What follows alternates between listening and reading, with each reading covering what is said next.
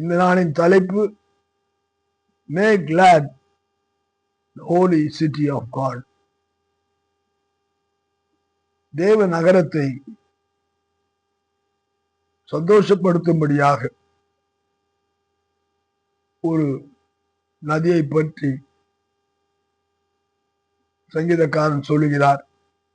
46ஆம் சங்கீதம் 4ஆம் வசனம்.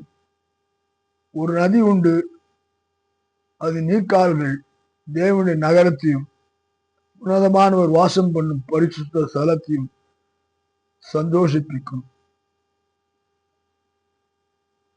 அதற்கு முன்னதாக இருக்கும்படியான 3வது வசனம், அதன் பார்க்கும்போது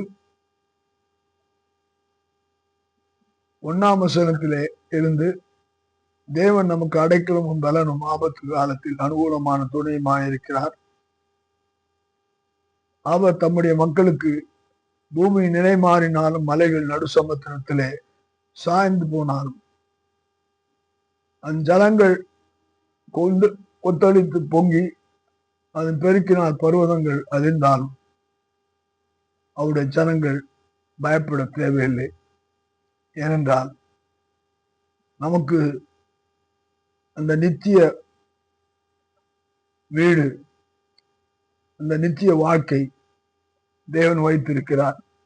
அதுதான் பரிசுத்தாவியினாலே நமக்கு கொடுக்கப்படும்படியான அந்த நதி.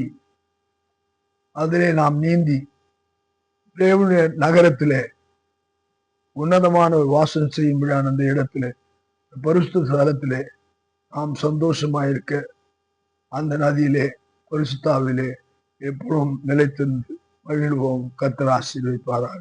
ஆமென்.